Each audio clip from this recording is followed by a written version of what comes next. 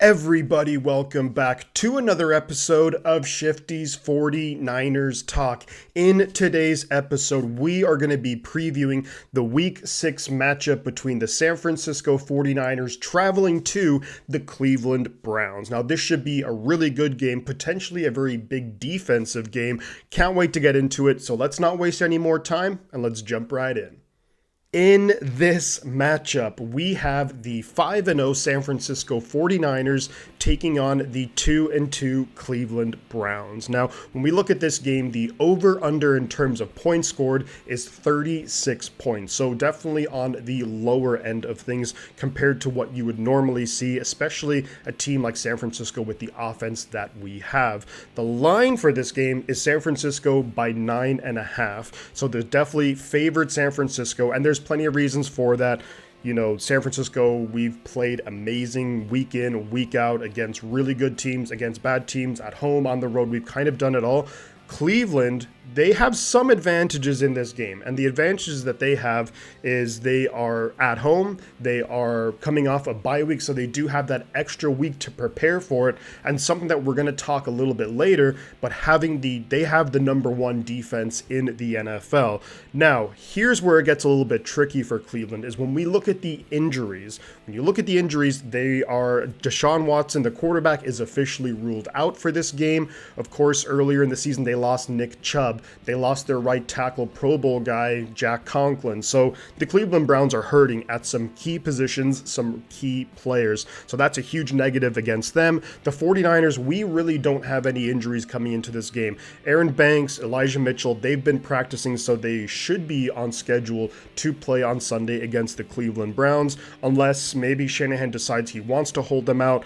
I don't think he's going to hold out Aaron Banks, considering how good the defensive line is for the Cleveland Browns, but that is something to keep an eye on. Now, if we quickly look at the stats here, the stats are the Niners offense is amazing. It's been, at some games, it's been carrying the team, although let's not, discount what the defense has done, especially last week against the Dallas Cowboys.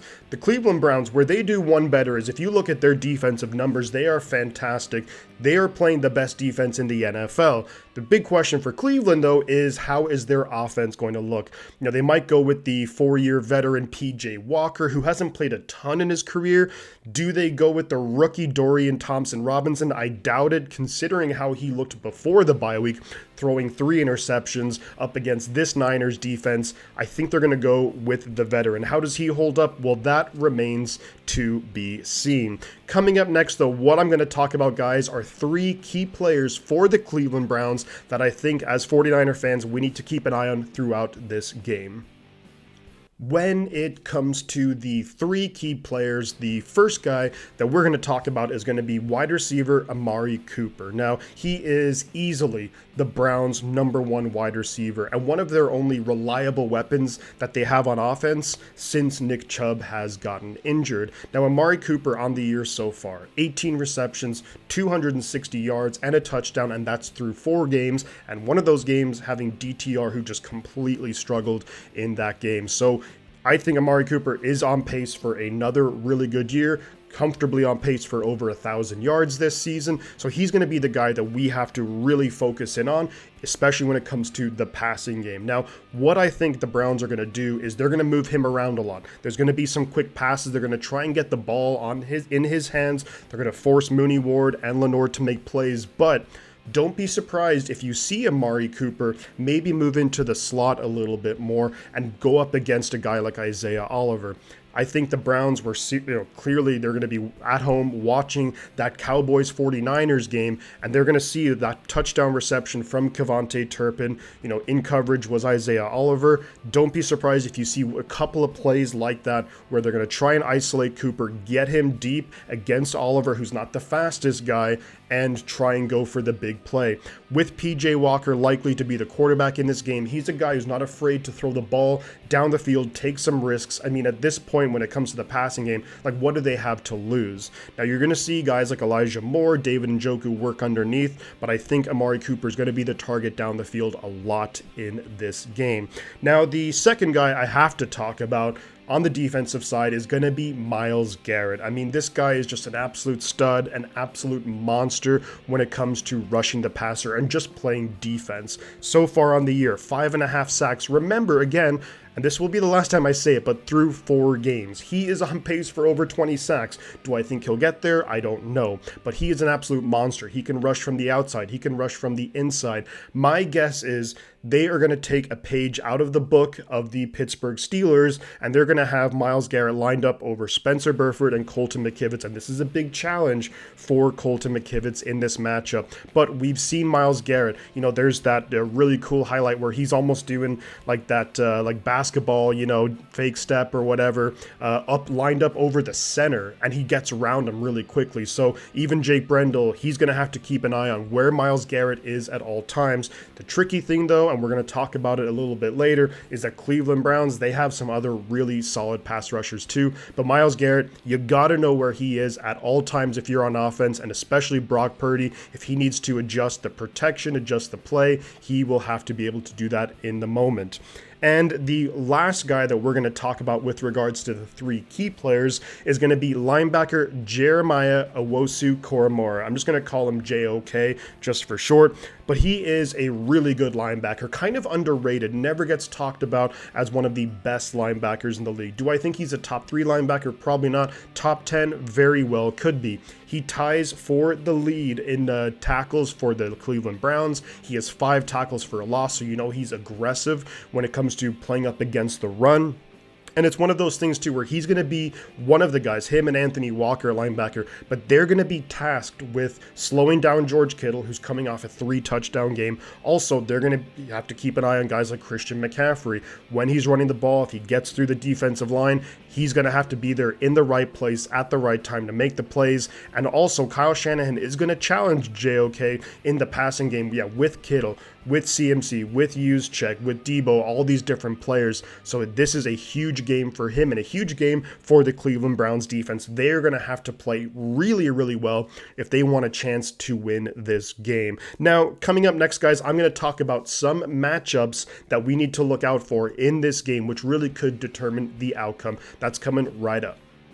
The first matchup that I want to talk about is going to be Deebo Samuel and Brandon Ayuk up against the Cleveland Browns cornerbacks.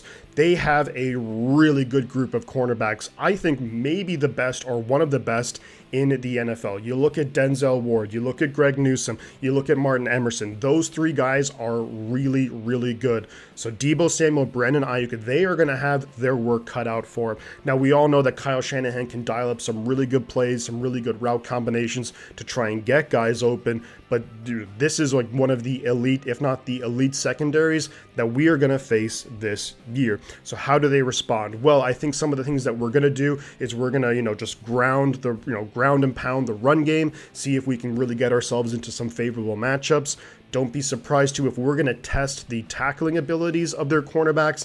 That means getting the ball into the hands of Deebo Samuel really quickly. Don't be surprised if you see that. But at the end of the day, it's going to come down to there's going to be so many matchups, and I think the Browns are going to run quite a bit of man here, can Ayuk, and I trust Ayuk, one of the best route runners in the game, can he get open consistently? Deebo Samuel with his physicality, can he make plays, getting the ball in his hands? That's a huge question mark and a huge matchup to keep an eye on throughout this game. It's no coincidence that the Cleveland Browns defense is really, really good and really well coached too. Now, the next matchup that we're going to look at is going to be Brock Purdy against the Cleveland Browns pass rush. Earlier, we talked about Myles Garrett. They also have Zadarius Smith. They also have Ogbo Okoronkwo, who has 2.5 sacks. And this is just a relentless pass rush by the Cleveland Browns. Jim Schwartz, their defensive coordinator, he's not afraid to be aggressive, dial up some blitzes. He's going to challenge Brock Purdy.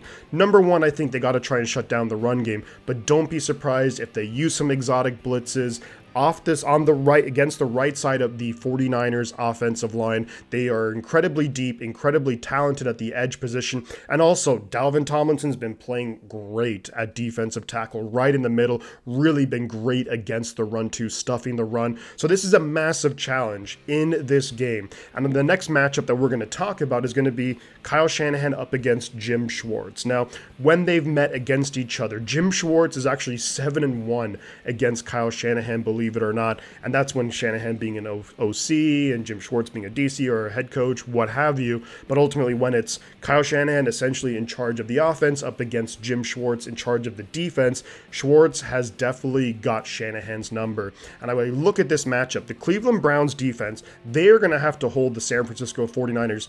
I think at most they can probably give up 20 points if they want to have a realistic chance at winning this game, especially because they're missing their starting quarterback and running back and right tackle. So they're going to have the game of their lives. And looking at those matchups that we just talked about previously, the Cleveland Browns pass rush, they need to force the Niners into mistakes. You look at the secondary, if they can lock down Deebo Samuel and Brandon Ayuk, that's going to lead to Brock Purdy potentially getting sacked, maybe just having to hold onto the ball and throw it away, put us in unfavorable positions, and that's not an easy thing to do. But if there is a defense in the NFL, I think the Cleveland Browns defense is one of a few who can really test this 49ers offense, and it is the toughest defense we've gone up against. At all three levels of the defense, they are incredibly talented. Shanahan's going to have to coach a heck of a game. He did a great job last week against Dan Quinn, who in his own right is a very good defensive coordinator. He is going to have to dial it up again against Jim Schwartz, because this is going to be one of the toughest defenses we will face all season. Now, of course, there is a whole other side to the game, and looking at the Cleveland Browns offense up against the Niners defense. And the first thing is, I'm going to assume it's PJ Walker who's playing, or if it is DTR, the rookie, who's playing up against just the 49ers defense and up against Steve Wilks. Steve Wilks, we know, is not afraid to dial up blitzes. I think he's going to throw a lot of different looks at these quarterbacks. PJ Walker hasn't really played at all this year. DTR is coming off a really bad game and he's a rookie, so you got to throw in different looks, things that he's going to have to take time to process while he's in the pocket waiting to make the throw, force him into mistakes. The Niners, like the Browns, have really good talent at all three levels of the defense, so if you can get him confused back there, that could lead to sacks. Maybe he'll hesitate just for even a split second. That allows Bosa, Randy Gregory, who we acquired. We look at Drake Jackson, we look at Cleveland Farrell to maybe get those sacks, Javon Hargrave, or else you force him to throw interceptions and have those big turnovers like we saw last week when we played the Dallas Cowboys. Now, another matchup that I'm going to look at too is their running back Jerome Ford up against guys like Fred Warner and Dre Greenlaw. Jerome Ford has the most touches for the Cleveland Browns, and especially that's the case since Nick Chubb got hurt. But he is a guy, pretty speedy guy. He can make plays. He also gets targeted a lot in the pass game. So it's going to be up to guys like Warner and Greenlaw, and these guys are among the best in the NFL. So I think they're up to the challenge. But can we limit what Jerome Ford does? They're going to try and get the run game going so they can get their quarterbacks, whether again it's Walker or DTR, into favorable positions where it's 2nd and 4 or 3rd and 1, things like that. So if we can clog up the run game and make them force the quarterbacks to have to make big plays against this defense, that's going to be tough to do on a consistent basis, where the offense is going to have to try and manufacture points from somewhere. And they're going to, I think, rely on, maybe big plays from their special teams, maybe flags against the 49ers defense. And this is why I do think that the Browns, in this game, I don't want to say they're playing with house money, but I think they're going to just throw everything at us. They're going to throw in trick plays. They're going to do whatever they can to move against this defense. And one of the things, too, is throwing it deep to guys like Amari Cooper, where they hope for a catch, or else maybe they draw a flag where they can extend their drives. But this is going to be a really interesting matchup. I think the 49ers are favorites for sure, but I can't wait to see how this one plays out. Now, right now, what I want to do is my prediction for this game, and I think it's going to be relatively close.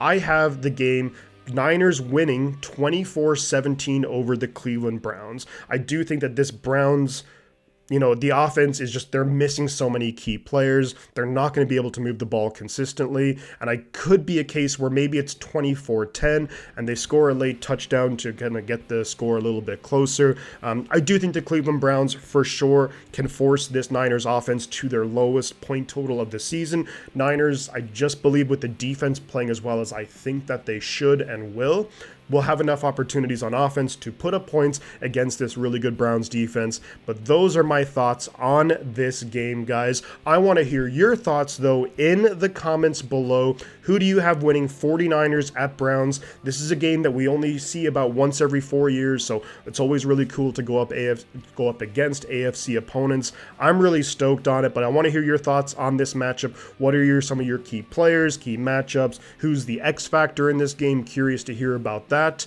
But I will be live streaming this game, and this is going to be a really fun one, so I hope all of you can join me for the live stream because we always have a ton of fun there. In the meantime, if you enjoy the content, like the video, share it on social media, subscribe to the channel, and that's going to about do it, guys. But before I head out, you know I'm going to say 2 things.